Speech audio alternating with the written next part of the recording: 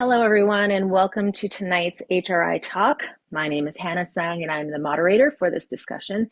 Thank you so much for joining us for our big question today. Is involuntary treatment an answer? A closer look at addiction and recovery.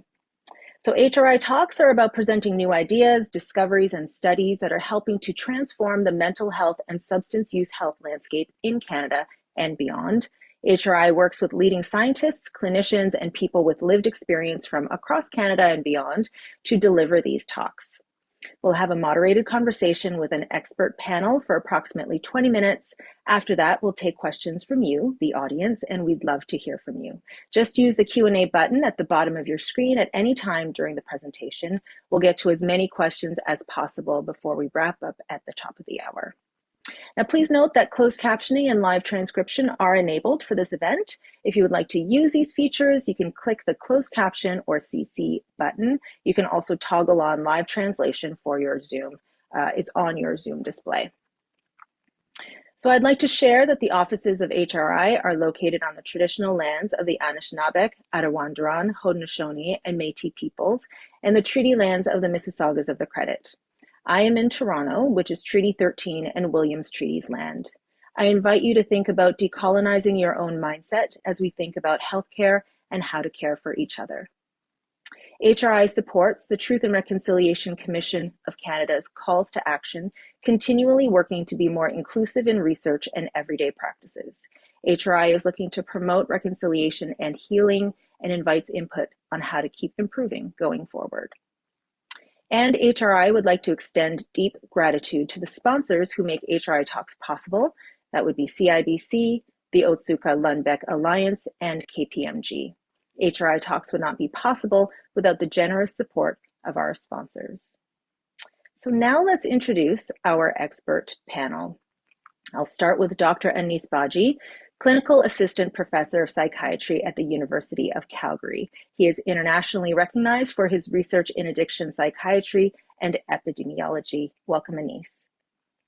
Also, we have Angie Hamilton. She is with Families for Addiction Recovery. She is the co-founder and current executive director. She is also a retired lawyer and serves on the board of the Ontario Family Caregivers Advisory Network and the Public Policy Committee of the Canadian Society of Addiction Medicine. Welcome to Angie.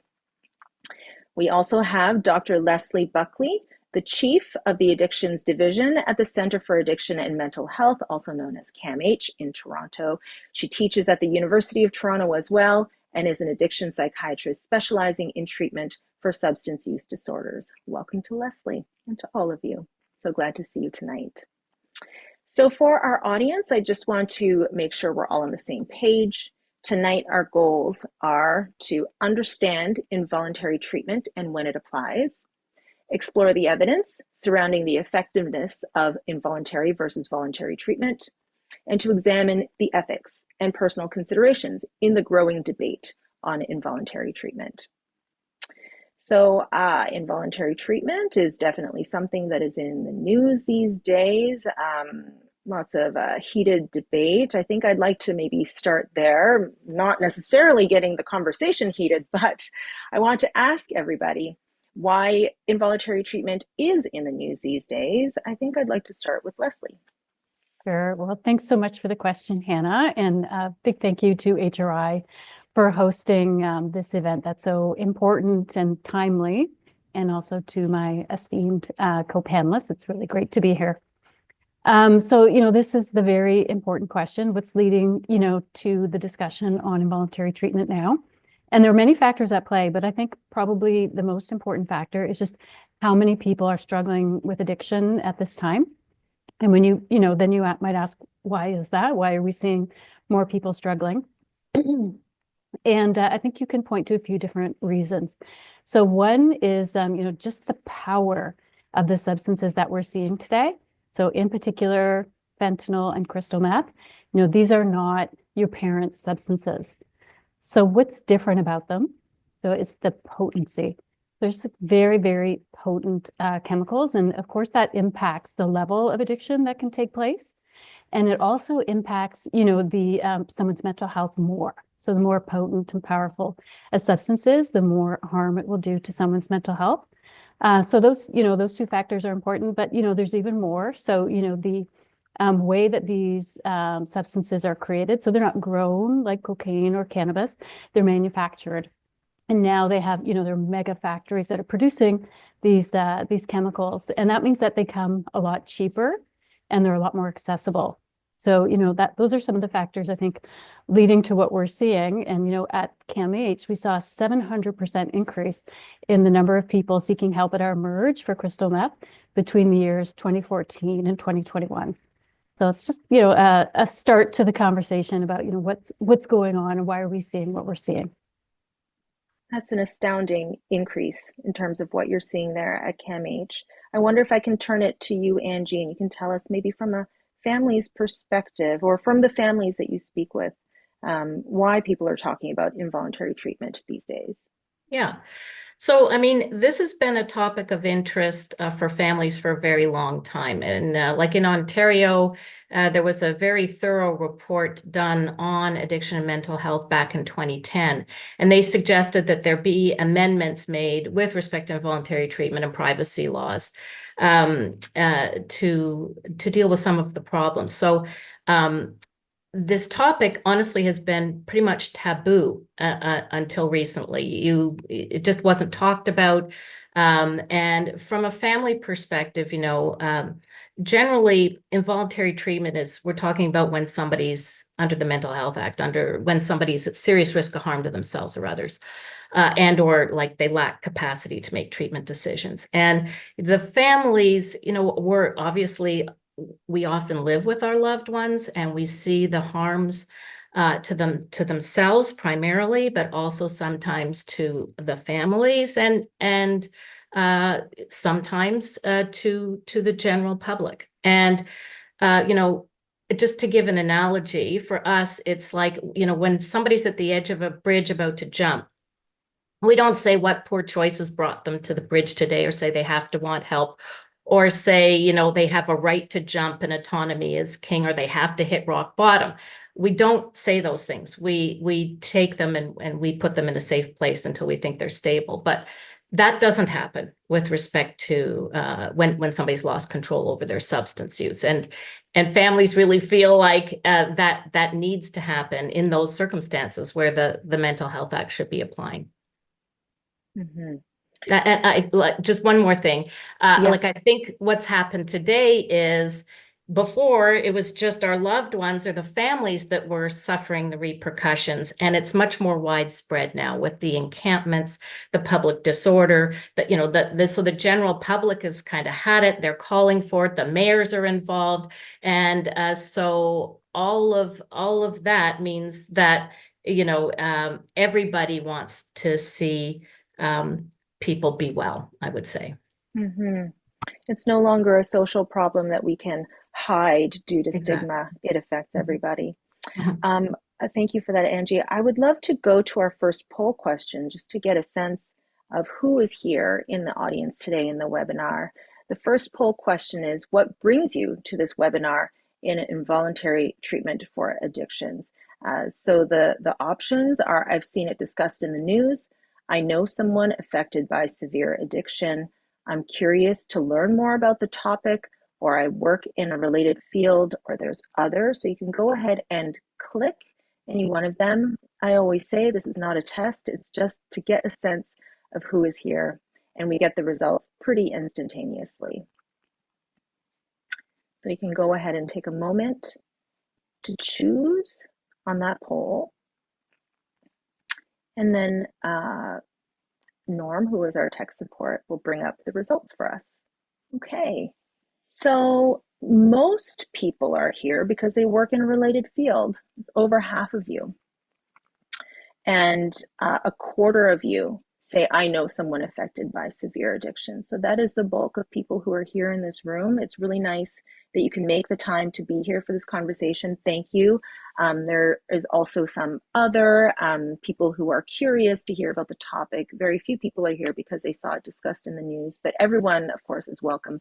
Thank you so much for answering that poll question. I would love to go to you next, Anise, and the question is about evidence. What does the evidence show on whether involuntary treatment is effective at treating addiction? Yeah, thanks, Hannah. My colleagues and I conducted a systematic review on behalf of the policy committee of the Canadian Society of Addiction Medicine, and we published that review in the Canadian Journal of Addiction last December.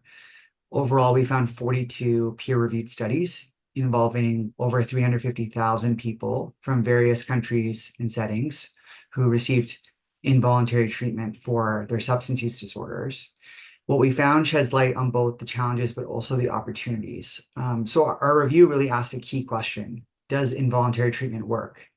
And to answer that, we looked at outcomes, like whether involuntary treatment reduces substance use, or does it improve health, or does it improve retention and care?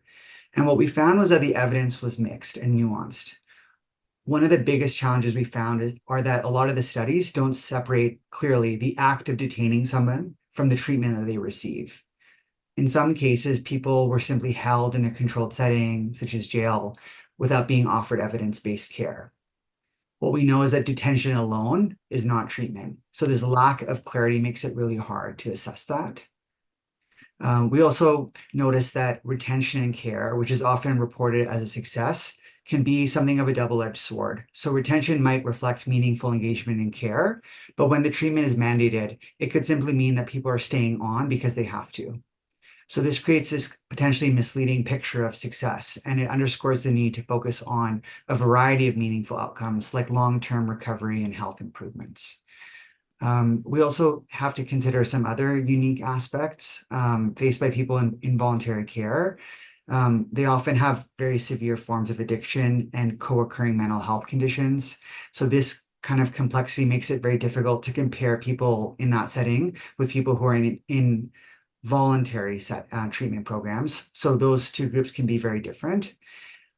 So maybe just to round up back to your question, is involuntary treatment effective? In some cases, and in some circumstances, it can be, and it can not only be effective but life-saving.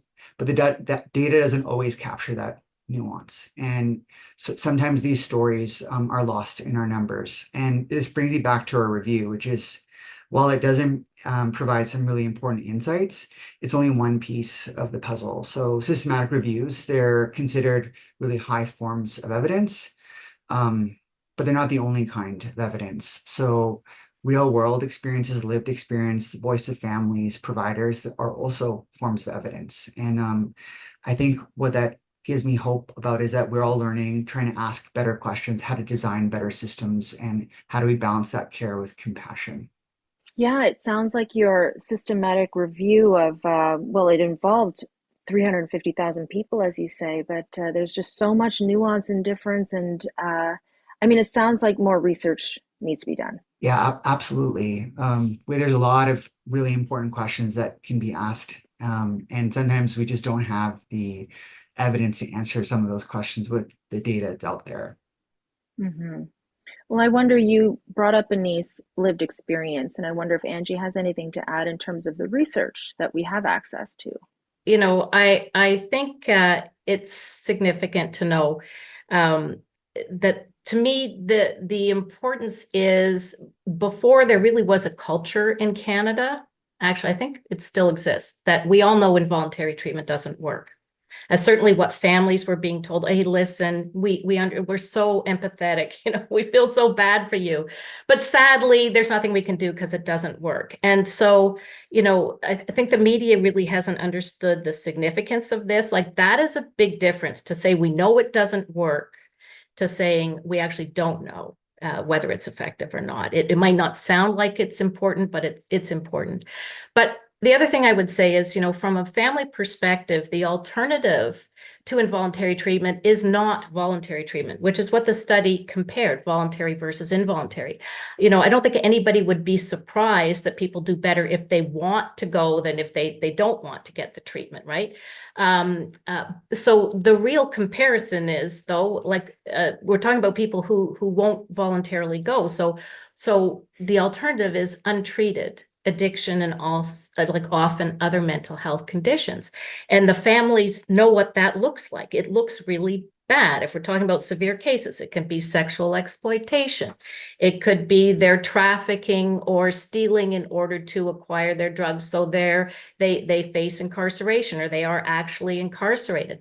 They become homeless. They may lose hope and die by suicide.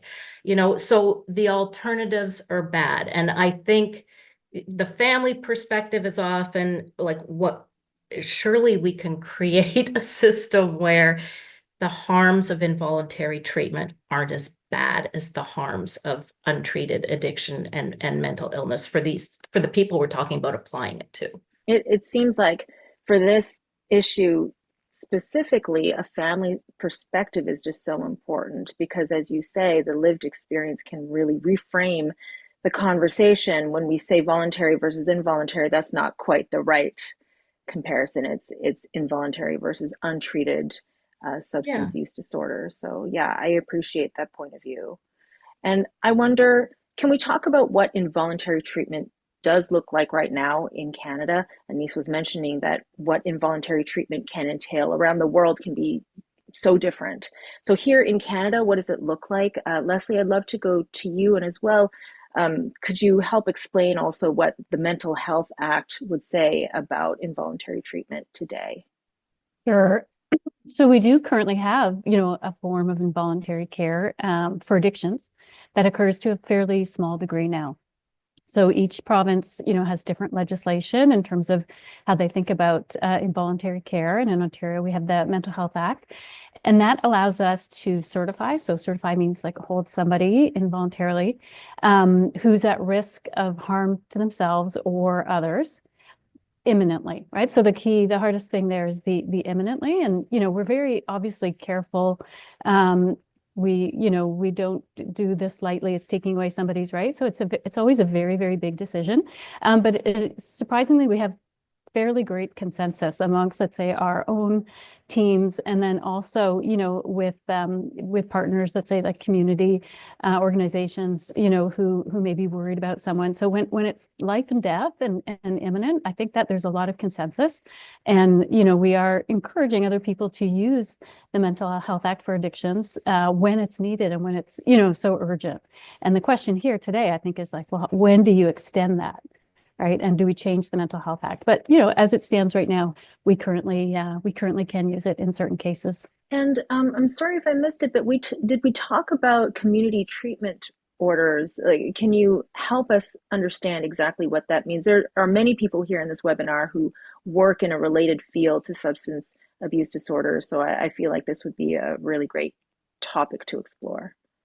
Yeah, so community treatment orders, really that means that, somebody is mandated to be under care from their treatment team. So it's most often used with psychosis and schizophrenia. And so, somebody is required to take their medications or, to be attending appointments. And if they're unwell, then they end up coming back to hospital. Now, what's different about that for addictions is you can't really control when somebody's out of hospital, whether they're using substances or not. So it's, a slightly different picture, but we can think about, adding certain medications into a community treatment order. That's something that we've entertained, where it seems like it's the right fit, but be very, very rare. I don't know if it would get through, but it is a little bit hard to use the CTO model for addictions. Angie, would you have anything to add to that in terms of, from a family's perspective, what involuntary treatment looks like today? Well, what it looks like is a revolving door, incarceration, revolving door ER. It's very short term, right? And frankly, I think often like they, if someone is brought to a hospital and they put them on a temporary hold, they're just waiting for the substances to clear. And there's, I think, almost the standard is once the substances have cleared, there's a view they've got capacity, they're fine now, and out they go. And that's not going to work because like they're just going to use drugs, especially if it was like an overdose and it's been reversed, and but there's so much we could be doing before involuntary treatment. Like we're not even offering them all the meds in hospital that we should be, right? So I just want to say, like, there's a lot of things we could be doing instead of this, but from a family perspective, it's just too short term. Not sure that hospital is the right place. I think that it needs to be longer and more in a home-like setting. Yeah, that's what I'd say. Mm-hmm. Well, let's go to our second poll question. And if you could bring it up here, it's, in your opinion, who is missing from the conversation on involuntary treatment? These are the options: healthcare workers, researchers, people experiencing addiction and or their families, policymakers, emergency responders, including police, fire, EMS, or other.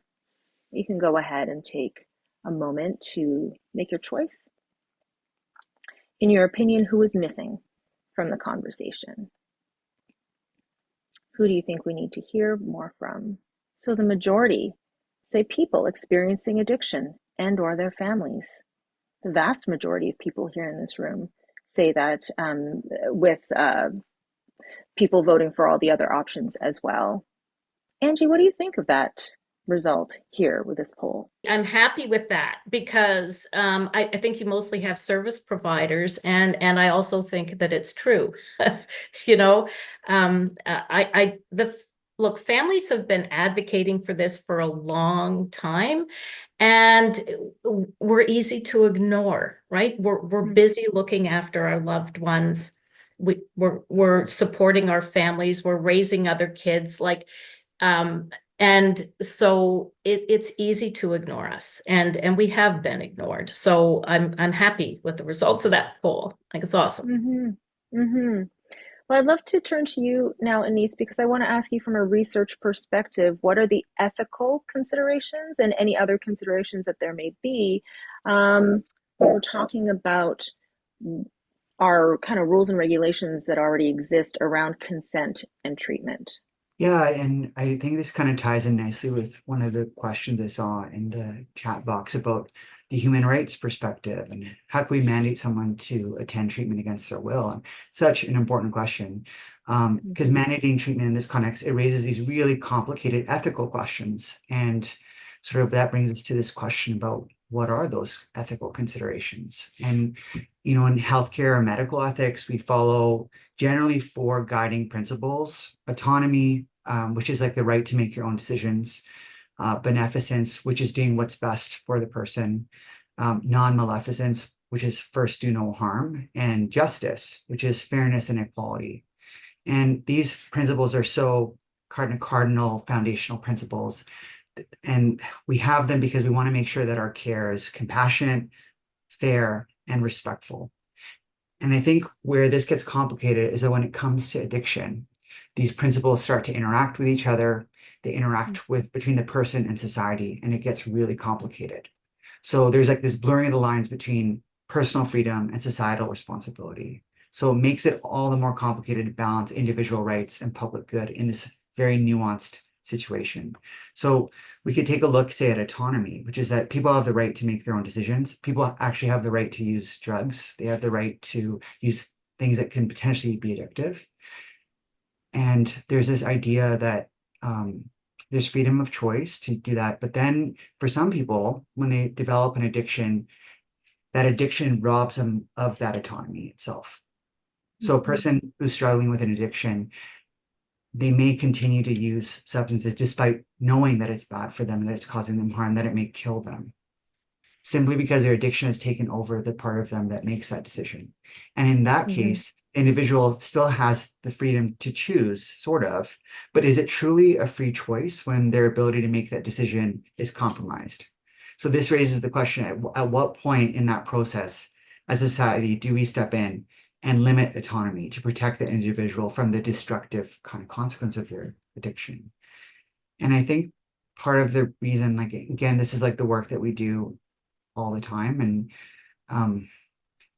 I think it's so difficult to get this right because addiction, again, it doesn't just affect the individual, it also affects families, communities, our healthcare system, the providers.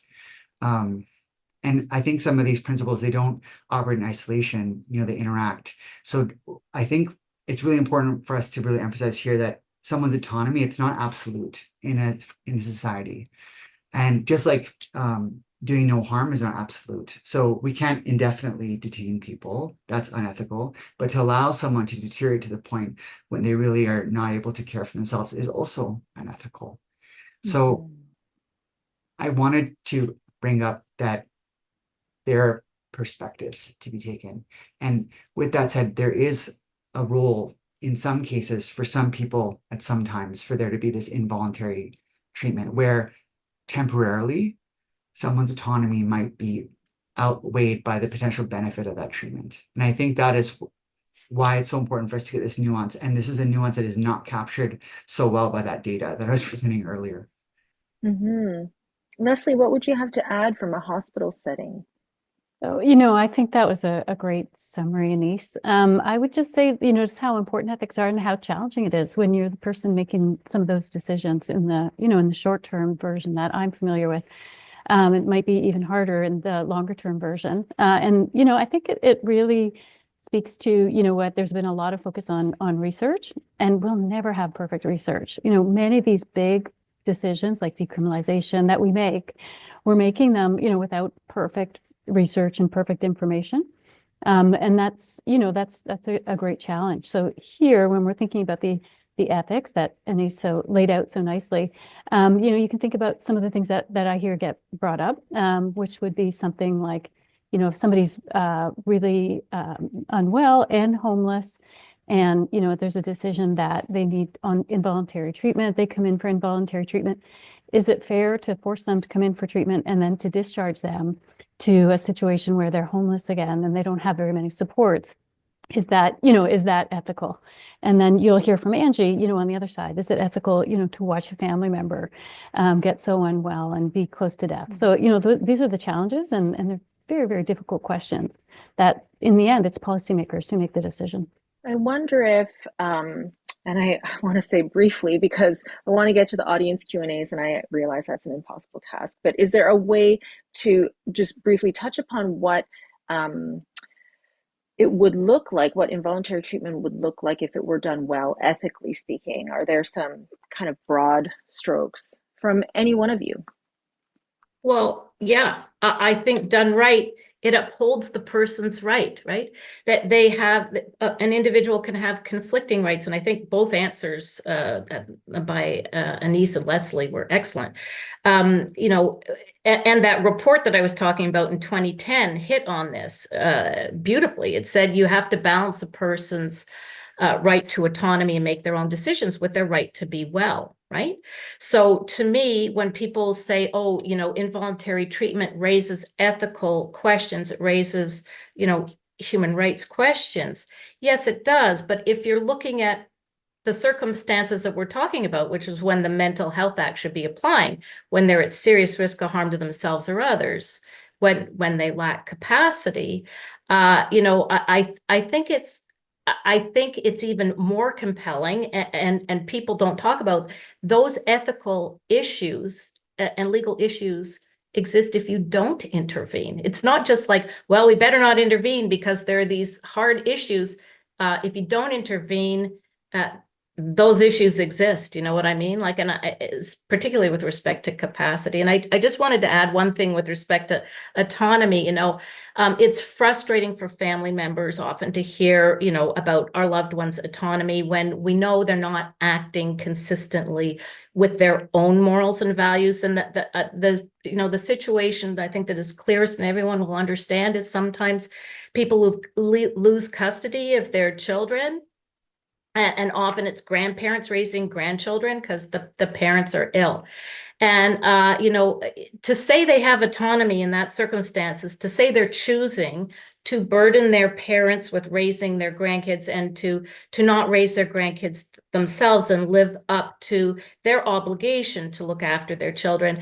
And that's just not the case. They're incapable, and so that is a lack of autonomy. It's a lack of autonomy. So you treat them to uphold their rights and give them back their autonomy. When we break the cycle, when they learn other coping techniques, then they regain their autonomy.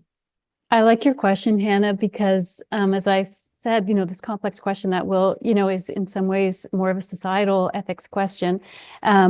Your question maybe, is something that I think that medical community can have a lot to say in terms of, making sure that any interventions are evidence-based and they're up to like a health system level of quality. So the interventions are strong, and there's no extra risks like detoxing somebody from opioids and then putting them at increased risk. We'd have to ensure that, that it was a well-done treatment program. And then the real supports, as I mentioned before, just making sure that, whatever is happening also includes housing and considering other, social needs that a person might have. And then at the same time, I think we should be pushing, to expand our treatment system. So if if there was involuntary care, we'd really need a lot more programming. And, there has been some major investments put into the mental health system. And I think that while we're waiting and figuring this out, like we could really be making the most. How can we make the most of the investments that we're seeing? So whether it's the heart hubs, how do we connect the heart hubs, make sure that there's addiction and psychiatry care there, in addition to, many, many other areas that the heart hubs will provide help. And ensuring that, places that don't have heart hubs have access, right? So we think I'm from Toronto, so I know the Toronto system, but I know that in remote communities, it's really, really hard to get treatment. So at the same time as we're talking about this, I think we can really be also emphasizing how we can do more, especially if we get more efficient. There are ways to, use virtual care to, we could create like a system that could be providing to the entire province and even have day programs. So that would reduce the number of people looking for those residential spots that are so precious. And then we could have more people getting in and smaller wait lists. So I think there's a lot to do while we're waiting as well. Well, I know that there are many audience questions, so I'm going to go to our first one now. Heather from HRI is going to read our first audience question, just off camera. Go ahead, Heather. Thanks, Hannah. It's a pleasure to help out here. There are a lot of questions coming in, quite a few, and at registration and live during the talk, we're trying to prioritize the ones that are coming in live.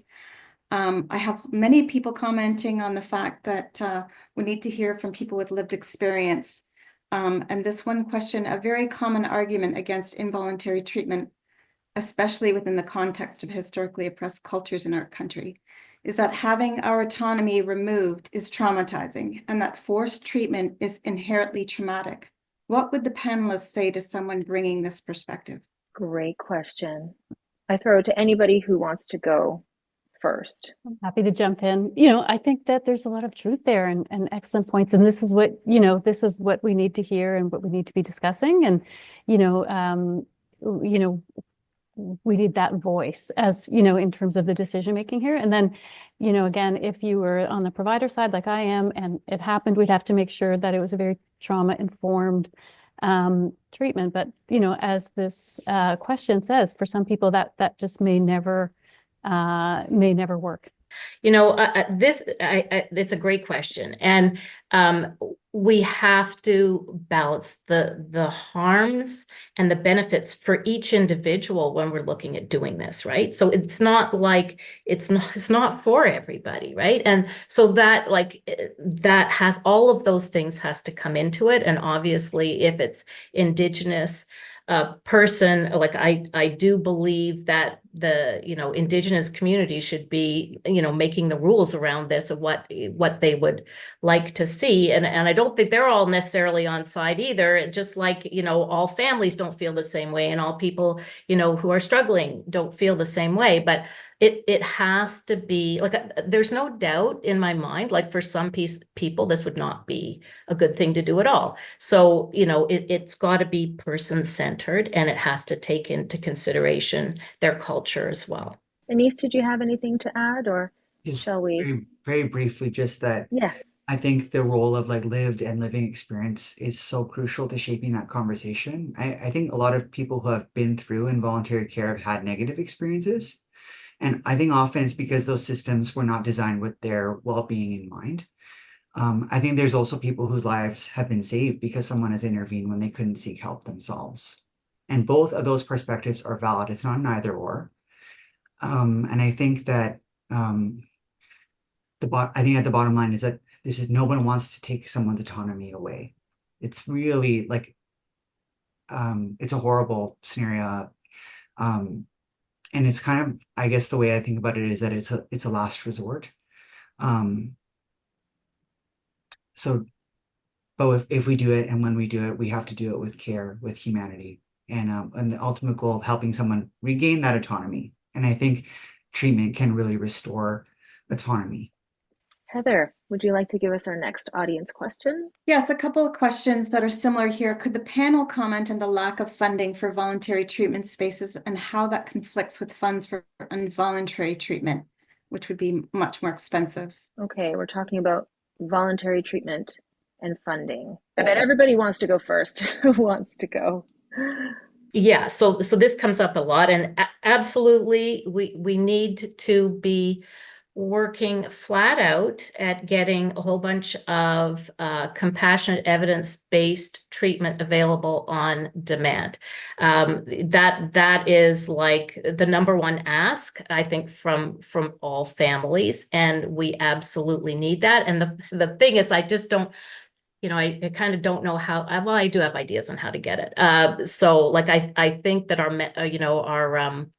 our Canada Health Act needs to be amended to include things that are necessary to treat substance use disorder, like all the therapy and stuff isn't covered, or social workers and all that kind of thing. And also, I think the federal government should be making sure when they make transfer payments that we're devoting 12% of our healthcare budget to mental health and addiction. Like, it should reflect the burden of the disease, and we know it's been grossly underfunded forever. So these are huge issues, and that is what's discouraging is that is the part that isn't divisive, and yet we still don't do it. We're not even close to doing it, right? So I agree with that. The one thing I would say though is, to me,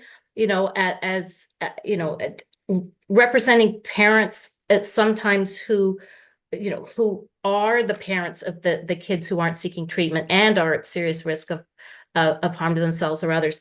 They've been waiting for intervention already for like 10, 20 years if their person's still alive. Like, we should be building voluntary and involuntary systems of care urgently and concurrently. It's not wait until we have all the the great voluntary system, because for some people, we're talking about people who you could build the beautiful system and they still will not come for various reasons.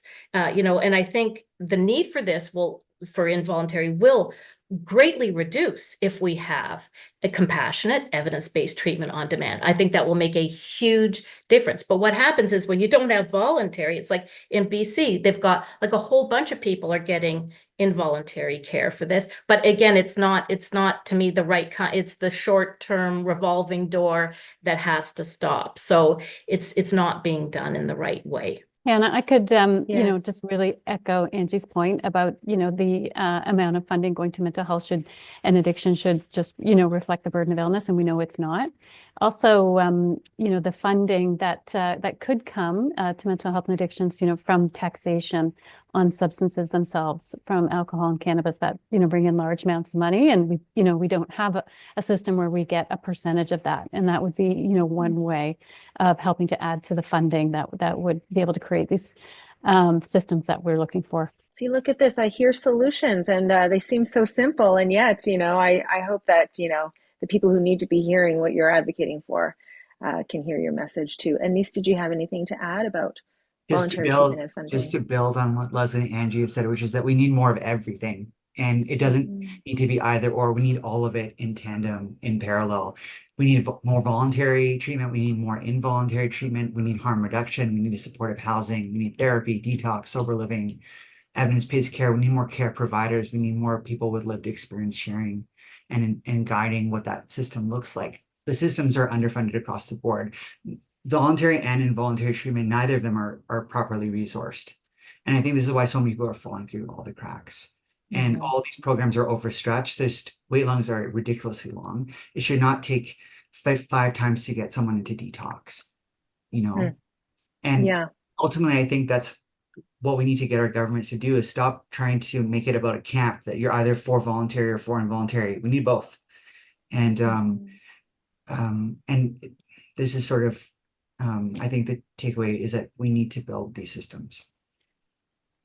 Yes, and as we said, we heard from Leslie off the top of the hour, the increase in use of your emergency center at CAMH has just skyrocketed 700% over, I think, 7 years. So as you say, Anise, we just need more of everything to reflect the growing problem.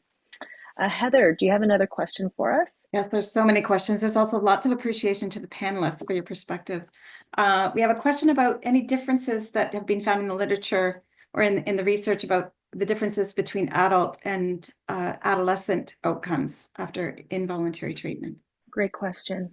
I wonder if Anise, did that come up in your systematic review? Yeah, so when we look at the literature on involuntary treatment, there are some notable differences between adults and adolescents, not only in terms of the outcomes and the way, but also the way that treatment is approached. So for adolescents, the context is often quite different. A lot of studies focus on young people with emerging substance use issues or co-occurring mental health conditions. There's often this view in a lot of the studies that the adolescents are in a critical developmental window. The intervention is very critical. It's seen as like an opportunity to redirect someone's trajectory. So the literature in that context, it often suggests that an involuntary modality for an adolescent can yield positive outcomes, especially if it's rooted in a family-based or structural treatment model. But again, the quality is like still mixed. We just have very limited evidence, but there's some like kind of encouraging signals in the literature that is quite limited. I just want to emphasize that. For adults, the challenges are a little bit more complicated in some ways, in the sense that adults in involuntary care, they're often presenting with having years of untreated addiction that's so severe that their substance use disorder has become so entrenched and combated by trauma and co-occurring mental health and housing instability and criminal justice involvement. So they're not just dealing with addiction at this point. They have compounded so many really like horrible adverse experiences that then when the treatment isn't yielding the outcomes, you wonder, is it because all of these complexities haven't been addressed? So there's a lot more variability in the adult literature, and the long-term health outcomes are even less clear in that population. There's also some differences in the ethical and legal framework. So for adolescents, their autonomy is sort of like by default is a little bit more limited in some contexts, especially if parent or guardian is playing a role in decision-making. So this often leads to the appearance that involuntary care in these studies of adolescents is often seen as more acceptable, but it does raise another question, which is about how do you balance family influence with adolescents developing their own autonomy? So that is another sort of concern there. There's a lot of other ones I want to get maybe to, I don't want to take over, sorry. Did you have something you wanted to add, Angie? Sure.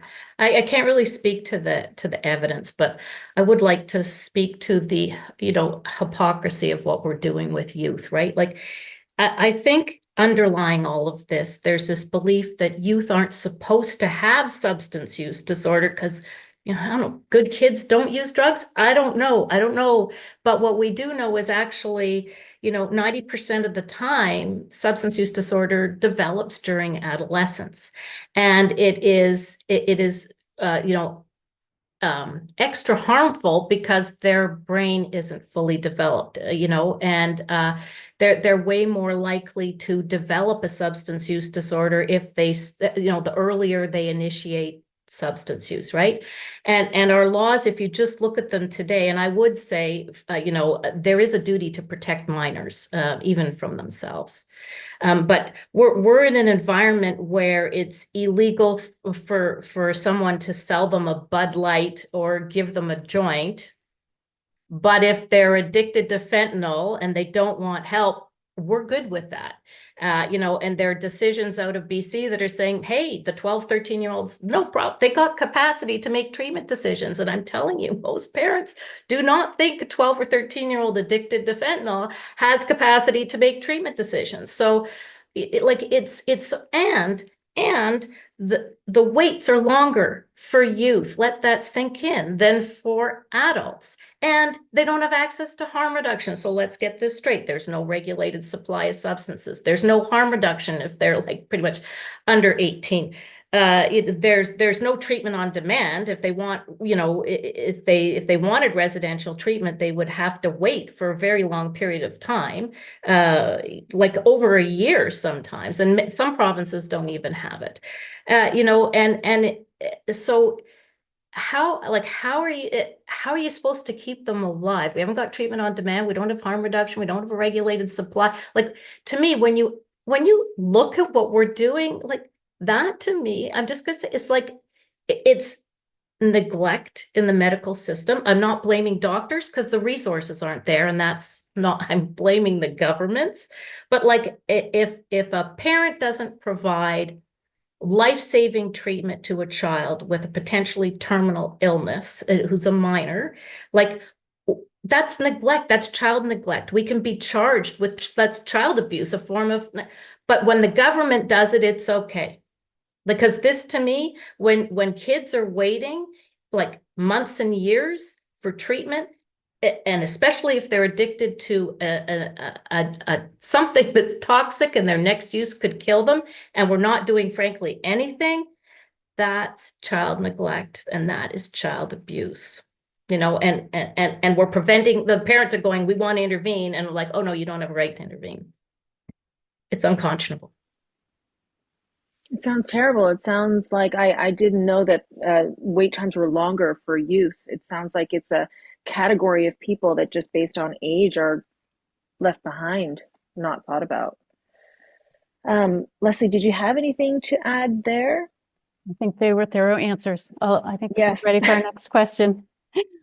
Thank you, Heather. I think we have time for another question here. Yeah, so this one is about education and training. So involving families is critical to changing policies on this issue, but the stigma is a major deterrent. And this is often at the healthcare system level. Greater education is needed with healthcare providers to understand what families are dealing with on a daily basis. What do you think can be done to increase awareness and education? Just to make sure that I heard the question right, is the question about educating healthcare workers on the lived experience of families or educating families? Is it about educating both groups? I think it's educating the healthcare system level, at the healthcare system level. I'm happy to start, Hannah. I love this question because when, working in the field of addictions, like everybody that's working with me is, there's no stigma. We love our work. We love the people that we see. But we know it's not like that throughout the health system, even though, people may be compassionate and caring people. So, we probably, I think that's why we need more education. And, we really could be getting into training, in the interdisciplinary fields and getting in there early, before people get, even into their clinical rotations, whether it's medicine and nursing, any interdisciplinary field, and educate. And the best tool for educating is bringing in people with lived experience, so they can be there and tell their story. And it's amazing the impact. I've seen this with medical students, you see the stigma melting away. Angie, is that part of what your organization does? Yes, in fact, I was about to say, we will talk to anybody who will listen. But we have been, for example, going to U of T for the last 5-6 years. Like myself or someone else from FAR, they bring us in to bring the family perspective, and I think that's great. I think it's really needed, because it's hard to break down stigma, and my understanding of the research is, dealing with people, like talking to people who are affected and who are experiencing the stigma, is the most effective way, and hearing our stories. I mean, the stories are compelling, but I will say, because we haven't responded like as a society to this, like almost everybody's affected now, so like it's almost hard to imagine that the medical community in and of itself, they don't know, have loved ones in their families or friends, who are affected by this. It's not a rare condition, put that way. Denise, from a research perspective, do you find that you are educated by people who have the lived experience stories for you? Yeah, I mean, as a psychiatrist and working in addiction, I'm honestly shaped by my patients. They don't only teach me that, but they remind us exactly every day why we do the work. And I think I often say this, my role isn't to impose a solution, but to be guided and help guide people as they're finding recovery, what that looks like for them. And so I think that part of our education is actually listening and being responsive. But I want to add that I think education training are so important. I've done more post-secondary than I needed to, but I would add that education training alone in a silo aren't enough. If we don't have systemic change with adequate funding and policies that prioritize the evidence-based care, there's a disconnect where you have people that are educated and trained and have lived experience, but there's a lack of resources and systemic infrastructure. So training the providers in the healthcare system is so important. We need it. But if we continue to have like long wait lists and underfunded programs and a lack of treatment options, then I think we're all going to just stay frustrated and the barriers are still there. So I think we need education not only for the system, but also for policymakers and the government and the lobbyists and leaders, because if the education reaches them, it goes into the planning of the services. So we need to see this education permeated across all levels, not just in healthcare, because addiction doesn't just affect the healthcare system. I'd like to go to our next poll question now. It's what action do you believe should be prioritized to enhance treatment options for individuals with severe addiction? So expanding access to voluntary treatment programs, expanding access to both voluntary and involuntary treatment, more focus on early intervention and prevention, increasing efforts to reduce the stigma of addiction and mental illness, or enhancing funding and support for research into innovative treatments. So almost half of people say expanding access to both voluntary and involuntary treatment, with a smattering of votes for all the other options there. Any thoughts on this poll from anybody on the panel? Well, once again, I'm delighted because honestly, like all you really hear like is just like, why are we talking about involuntary treatment when we don't have treatment for people who want it? So to see 47% say yes, they understand the need for both at the same time, that's awesome. Well, we have just a few minutes left here. So if we didn't get to your question and you do have a question or a comment, you can reach out to HRI at the website, which is hriresearch.com. Their email address is there. We've also posted a link to a brief survey in the chat where you can offer feedback on today's session, and you will find the survey launched on Zoom immediately following the event. So when you close the event, the survey will launch. So thank you for taking a moment for doing that. I would like to ask one last question to everybody on this panel. I want to ask you, what is your hope for the future in support of people who have severe addiction issues? Maybe if we could create a wish list amongst the three of you and everybody got to say one thing that you would really like to see. I'll start with you, Anise. One thing that I would like to see, I think I would love to see, if this is truly a wish, because this is hard, is if we can see a funding commitment to address the demand that we see with addiction and mental health. And I would love to see a model of care that's across the lifespan, across the systems.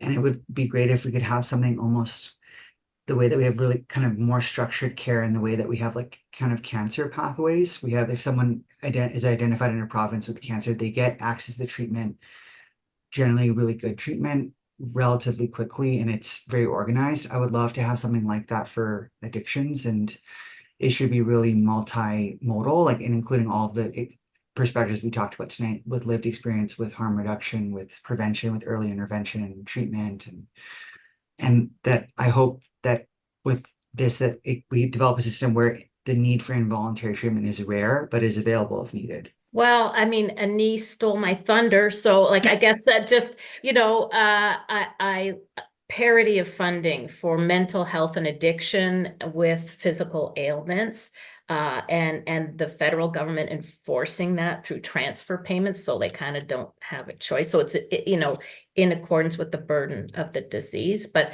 just to say something differently, I would like to also see greater respect for families and what they're going through, and support for family caregivers, because we are providing a big portion of the support for our loved ones. We do it lovingly, we do it for free, and we're doing our best, but we don't get the support we need either. And, you know, if you support the families, maybe less people would be homeless. Maybe it would be, you know, like we could keep, like families want to keep the family together, and that's the best thing for everybody. So Well, I think the families have a great spokesperson in you, Angie, so thank you for that.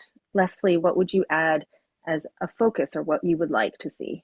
Sure. I mean, I think parity is a great one. And maybe I would add to it by saying just, you know, support for the incredible people that work in the entire addictions and mental health system. It's been hard, you know, a hard time, and the people that do that hard work are incredible. And, you know, the importance when somebody comes for treatment, especially somebody who may have, you know, struggled with having their autonomy taken away, or have struggled in, you know, in the sort of system of our society in general, and maybe not very happy about having to come to an organization or an institution or treatment center. You know, what they're looking for most of all is for someone to care. And, you know, the great thing about our providers, you know, thinking about colleagues in the community and, you know, people in hospitals, you know, that are focusing on addiction, is just how much people do care. And I think that's really inspiring. And I'd just like to see that continue, and those people supported well. Well, thank you so much to this panel. We have reached the end of our hour, and I want to thank you, Dr. Anise Bahji and Angie Hamilton, and Dr. Leslie Buckley, for taking the time to join us tonight, and for educating us, and for offering your wisdom as well. Now, if we didn't get to your question, as I said, you can reach out to HRI at hriresearch.com. A recording of this HRI talk will be posted on YouTube in the coming weeks, and we invite you to share it with others. As a registered charity, donations play a vital role in supporting HRI's research and amplifying the impact. So consider making a donation to HRI's Give Hope, Drive Change campaign that goes until December 31st. All donations will be matched. So that's great news. Simply go to HRI's website and click the donate button at hriresearch.com.